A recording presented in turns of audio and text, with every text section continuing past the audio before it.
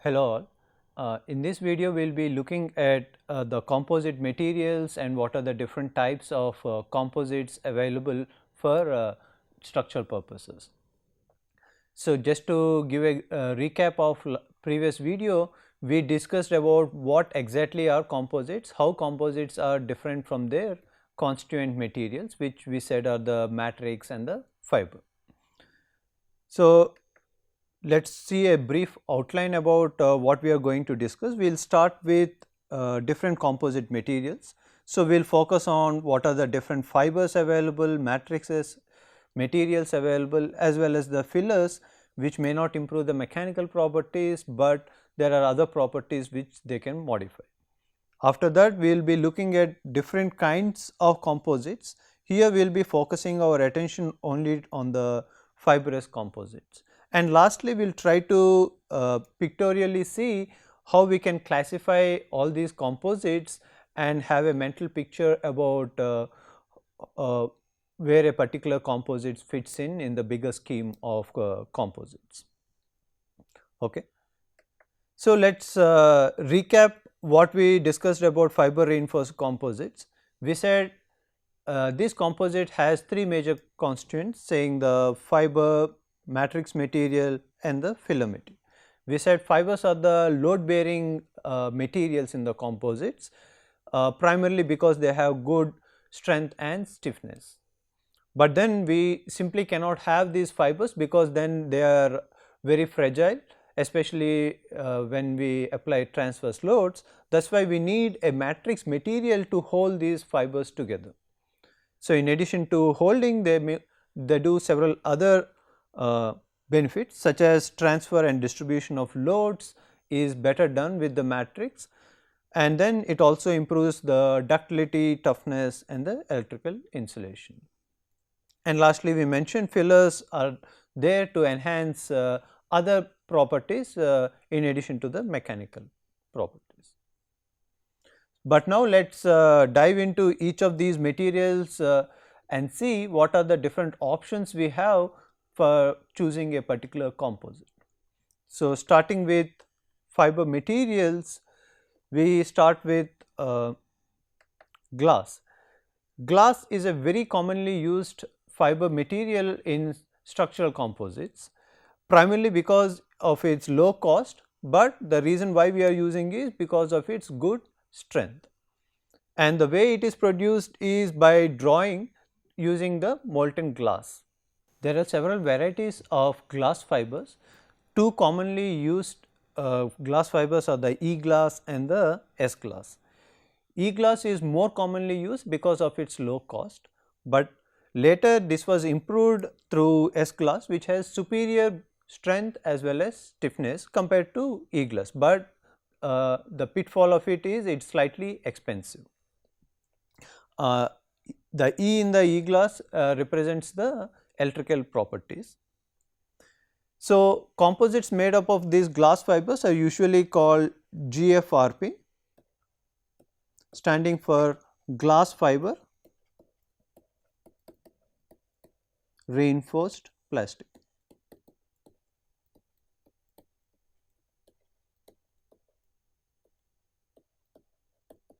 Okay. So, in addition to glass fiber, we also use carbon fibers, or sometimes also called as graphite fibers, depending on the carbon content. Usually when we say carbon fibers, the carbon content is less than 95%, but for graphite fibers it is even more, about 99%. So, these are a bit expensive and mostly used for some specific applications where one can afford these high costs. The reason why people use carbon fibers is primarily because of its very good strength and stiffness even compared to the glass fibers. So, the way it is produced is by pyrolysis, where it converts the precursors or the raw material into carbon. So, the various precursors used in the industry are polyacrylonitrile, which we in short call it as PAN, PAN, and pitch. So, the difference between the graphite and the carbon is for graphite it is subjected to very high temperatures to get high concentration of this carbon. Later we will see how the carbon properties compare with the glass in few minutes. Third category of fiber material is aramide, commercially known as Kevlar, produced by DuPont. These are most popular because of their applications in bulletproof jackets or ballistic protections. They have two big advantages, one being very high specific strength, and secondly more importantly high failure strain, which means they can take large strains before failure, which in other words means better ductility. In general, like the glass and the carbon fibers are considered to be brittle, meaning they take very less failure strain. But compared to them, aramide can take large failure strain, which means they are more flexible and they can take more energy before failure. But one disadvantage with aramide is they are not suitable for high temperature applications because of their discompatibility.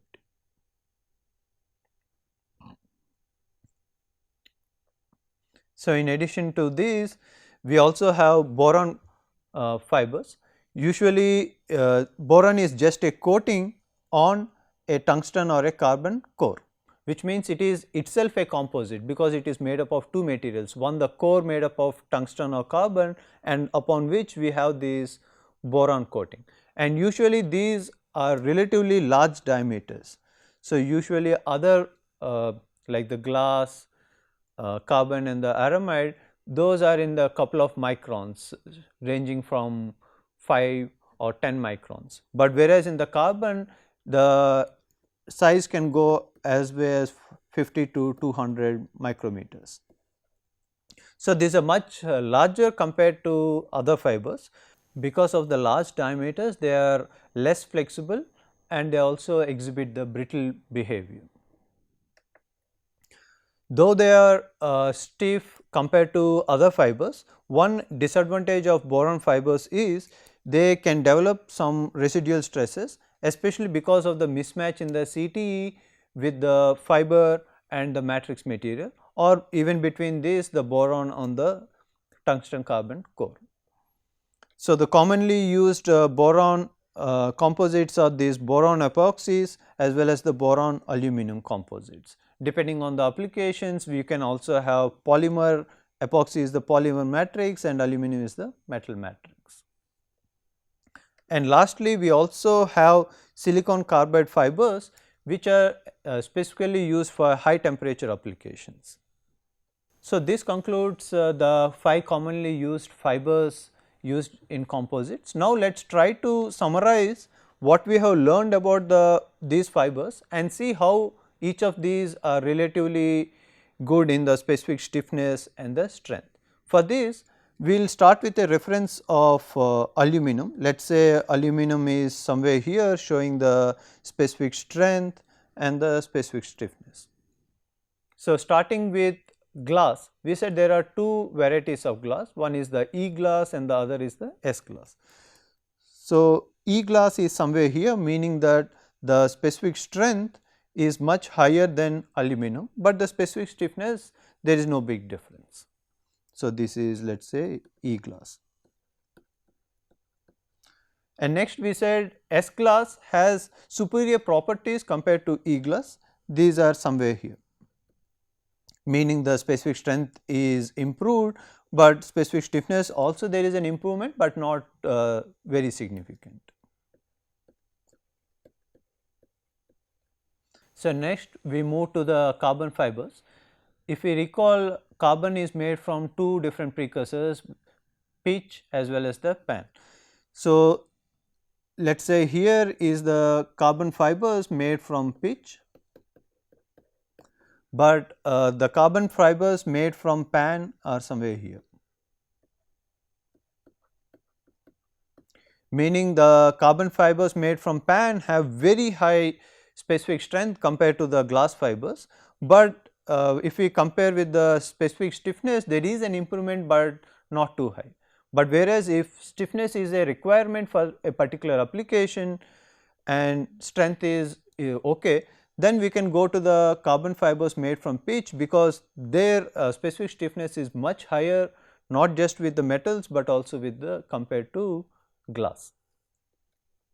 So, usually I am just showing it through a point, but of course, there is always a variation in the properties, because especially these being made from polymers, there is always a scope for change in the properties based on the manufacturing methods used. Okay. So, after this we move on into aramide fibers. Aramide fibers are somewhere here. So, meaning that they are in between the glass fibers and the carbon fibers, especially with PAN, where the specific stiffness is intermediate as well as the specific strength. And lastly is the boron fibers. Boron fibers are somewhere here, where the specific stiffness is much high compared to the glass, but not as high as the carbon fibers made from pitch precursor. So, this should give a summary of the different properties of different fibers and how they compare with each other. As we can see, depending on the application, if stiffness is the only criteria, then one should go with carbon fibers made from pitch or the boron fibers. But if specific strength is a major criteria, then either we go with the carbon fibers made from PAN or the aramide or the Kevlar fibers. So, after this let us now see into matrix materials. So, in matrix materials, these are made with polymers, metals and ceramics. So, the way we will present it is to see how the matrix materials are resistant to temperature. So, we will start with polymers, which are the least resistant to temperature, meaning the operating temperatures we can go are the least with the polymers, and then we will see the metals are better than polymers and ceramics are better than both polymers and metals. So, here we are mentioning that with polymers, the maximum temperatures one can go is 450 degrees centigrade. It is not like all polymers can go there, but there are some specific polymers which can reach that. But even in the polymers, there are different matrix materials one can choose based on whether we are looking at thermosets or thermoplastics. So, thermosets, for example, like epoxy is a very commonly used polymer matrix. You will see to the rest of the course wherever we discuss, we talk about either glass epoxy composites or carbon epoxy composites. But in addition to the epoxy, we also use this polyester thermoset matrix material. But when it comes to thermoplastics, two commonly used matrix materials are PEEK and PPS. PEEK stands for polyether ether ketone and PPS stands for polyphenyl sulfide. So, usually for epoxy, the glass transition temperatures are somewhere around 170, 180.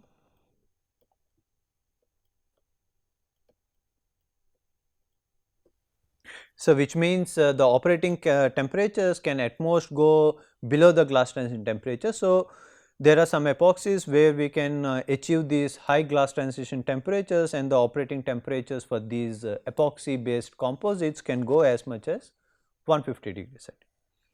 But using PEEK and PPS, these operating temperatures can be little stretched to close to 315 degrees centigrade.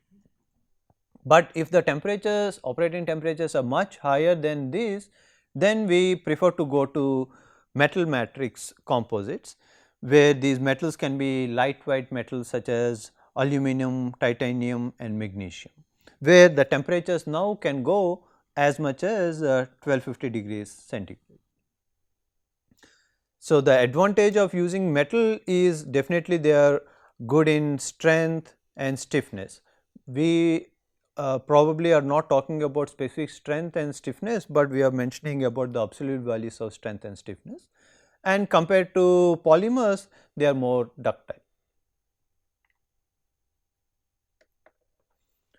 But if the temperatures are even more, like beyond this 1250, then and second option we have is to go with ceramic based matrix materials such as the silicon carbide.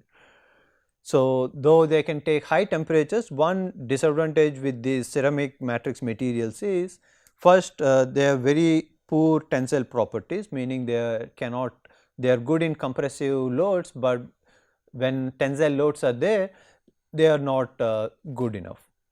And the other thing is they are brittle, meaning they fail without much warnings. So, but there are still options available if the temperatures go beyond this. One of the example is carbon fiber carbon matrix, where both the fiber and the matrix materials are made up of carbon, and in these conditions it can go to temperatures to about 2700 degrees centigrade. But these are only used in very critical applications where the high costs of these materials can be afforded. These high costs are because it is a multi-step procedure and the manufacturing methods are much more sophisticated. So, now that we have seen the different matrix materials and the fiber materials, the third and the final component of the composite is the filler. So, we already mentioned fillers are not here to improve the mechanical properties, because mechanical properties are taken care by either the matrix or the fiber, but fillers are here to improve some additional properties. So, let us see some common fillers and what properties do they improve. So, the first we start with these hollow glass microspheres. Mostly they are used to reduce the weight, meaning since they take more space and because of the voids, the density of the composites is now lesser. We could also add clay or mica to decrease the cost of the composites. And carbon black is also commonly used to protect from UV. Let us say we are developing these composites which are exposed to UV rays coming from the sun. Then when the prolonged exposure to UV, what happens is that UV energy can break these polymer chains in the polymer composites. So, to protect against this UV degradation, we can add carbon black, which lengthens the life of these composites. There are also applications where there is a fire hazard where the composites are used. Then we can add these aluminum trihydrate, which is resistance to either flame or smoke. So, these are some of the fillers commonly used in the industry, but of course, we are only looking at a small subset of a bigger basket of fillers and other materials for fibers and matrix materials. So, as we will see, composites is an area which is evolving. So, meaning like the composites which we use today are much different from what we have used 5 years back or 10 years back, because now we are coming up with new matrix materials, filler materials as well as the fiber materials.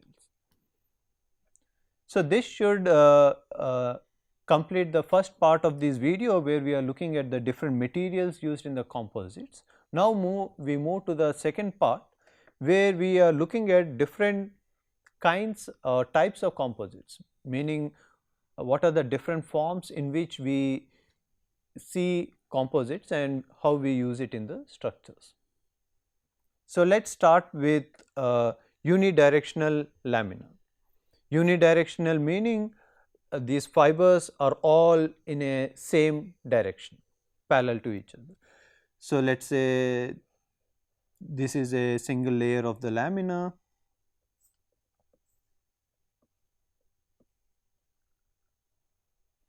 and let us say now we have these fibers all in one direction.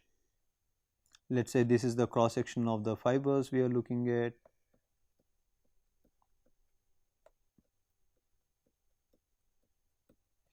And these are all in along the length.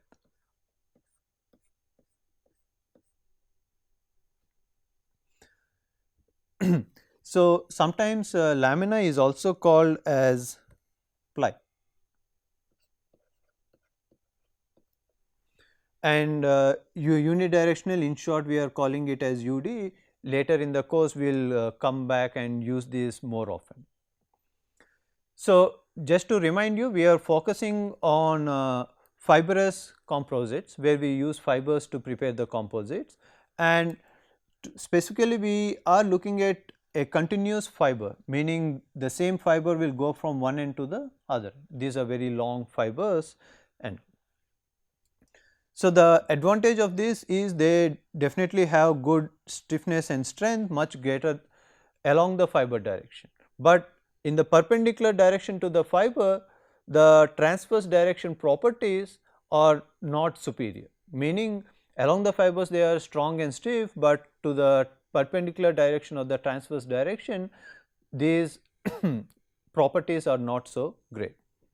The second category is the woven fiber composites, where now we have two fibers in perpendicular directions.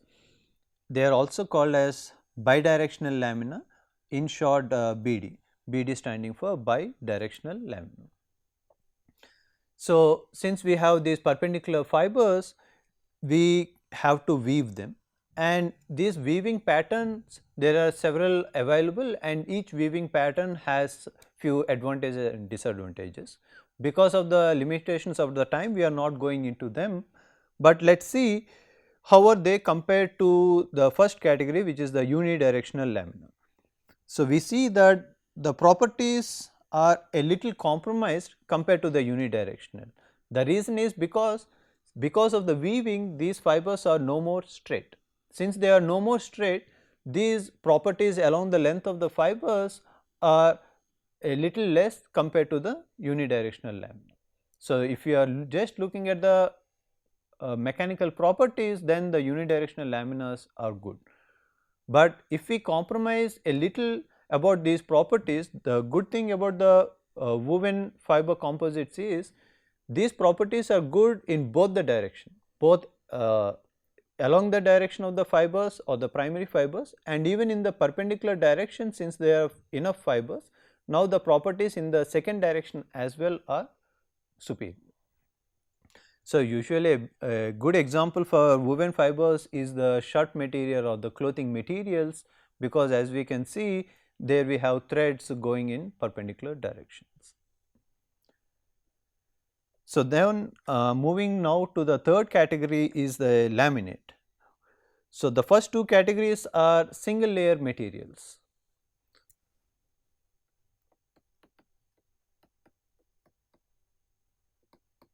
But laminate is a multi-layered material, meaning we either use the unidirectional lamina or the bidirectional lamina and stack them together. So, once we stack them, we bond them together to form what is now called as the laminate.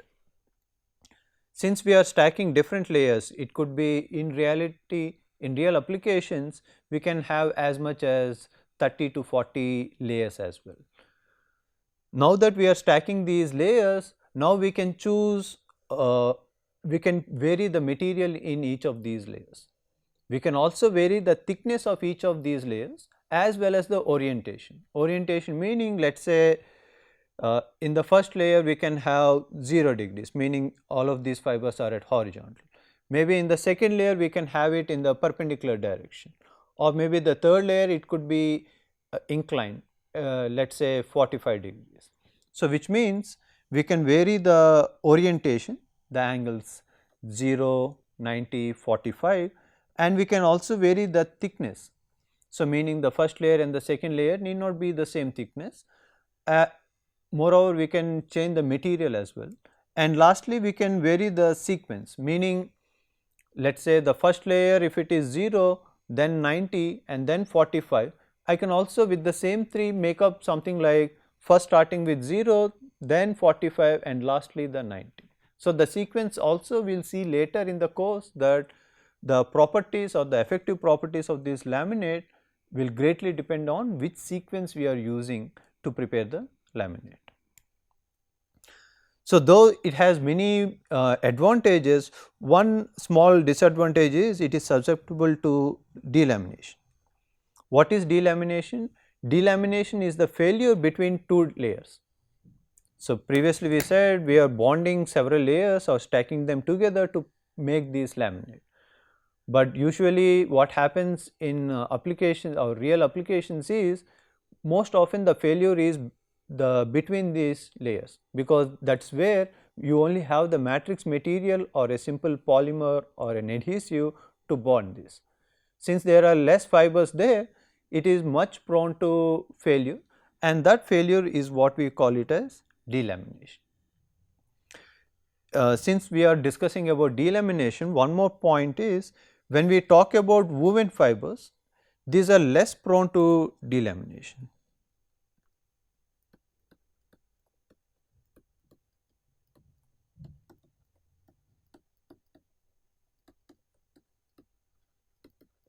The reason is because it is made up of a single layer, and then this weaving also nowadays there is automated machines which can do 3D weaving, meaning these weaves, instead of going just with one strand, they can go deeper into few layers of fibers and then come back.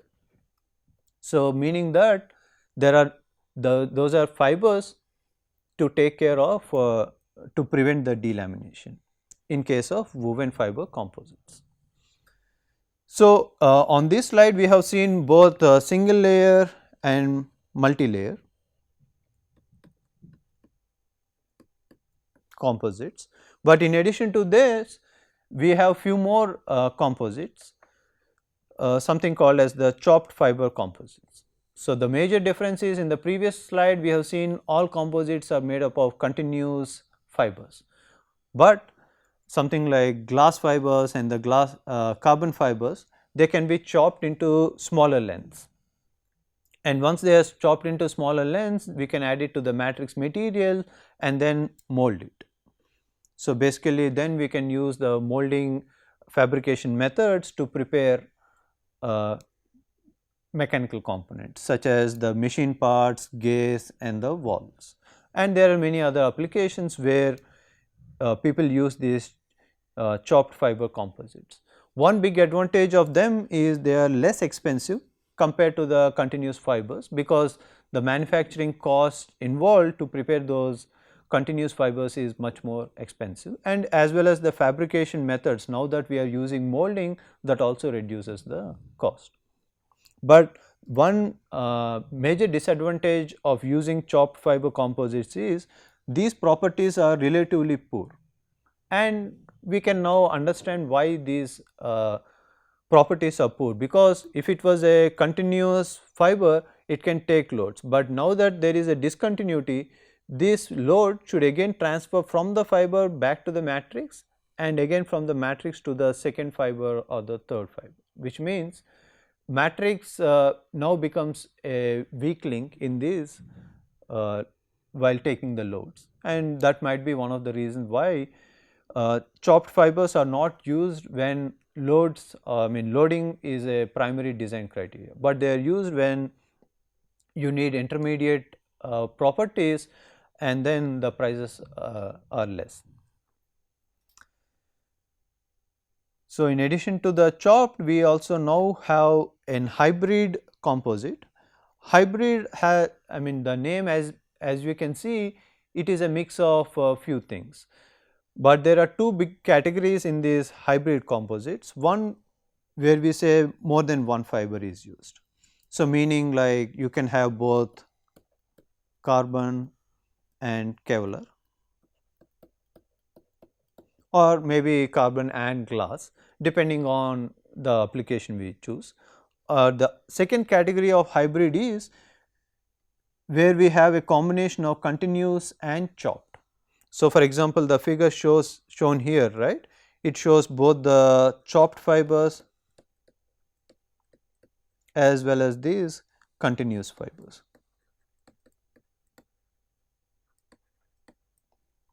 So, these are these two categories of hybrid composites, where we are saying either we can have two different fiber materials, two or more, as well as a mix of both continuous and chopped.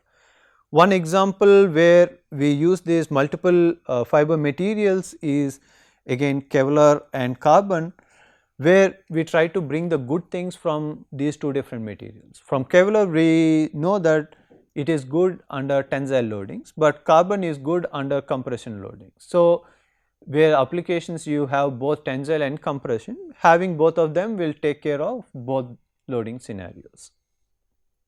So, this should summarize the different types of fiber composites which are commonly used in the industry. So, we will try to show all the composites and see how are they related to each other. So, the broad classification can start with fibrous and particulate.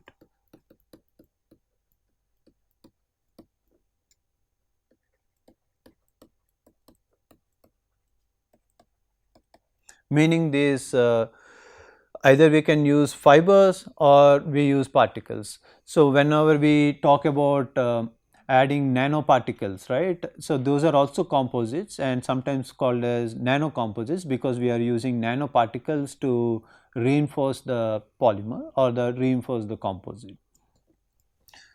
So, this could be CNT, CNF, carbon nanofibers or carbon nanotubes. And of course, we are not only talking about nanoparticles, but they could also be millimeter size or sub-millimeter size particles such as the silicon carbide particles. But in this course, we are focusing more on the fiber reinforced composites. So, in fiber reinforced composites, we have two categories again. We have the continuous fiber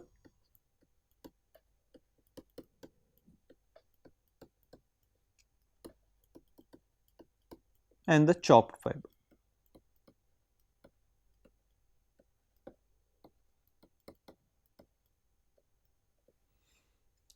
So, even in the continuous fiber, we have just seen that there are two other categories, either we can go with a single layer or a multi-layer.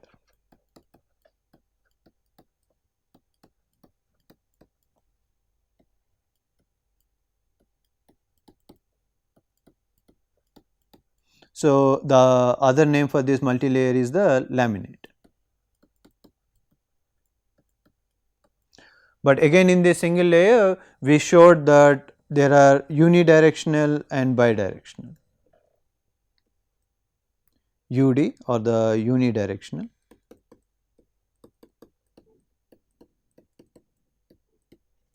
as well as BD, the bidirectional,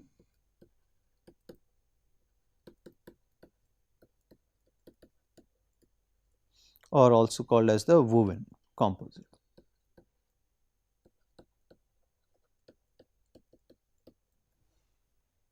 Okay. So, when we add these unidirectional, the bidirectional composites, we can then go into these multi-layer laminates where we stack up these individual layers. Individual layers, I think previously we said they can also be called as lamina or ply. Okay. I think this should give some idea about this composite, saying if we come across a new composite, we should be able to picturize where it fits in this scheme of classifications, saying that we started with fibrous and particulate. In the fibrous, we are talking about the continuous fiber and the chopped fiber, but most composites or the most structural composites are made up of these continuous fibers, which could either be a single layer or a lamina or a multi-layer or the laminate. So, now let us summarize what we have discussed in this video. We started with these composite materials starting with fibers. The more commonly used fibers are these glass, carbon and aramide. Sometimes we also use these boron fibers as well as the silicon carbide fibers. But moving to the matrix materials, again we have plenty of options, starting with polymers where they can be used at relatively low operating temperatures. But if we are going for higher operating temperatures, we can then move into low weight metals such as aluminum, titanium and magnesium. And if the temperatures are much higher, we can go either to ceramics or the carbon-carbon composites.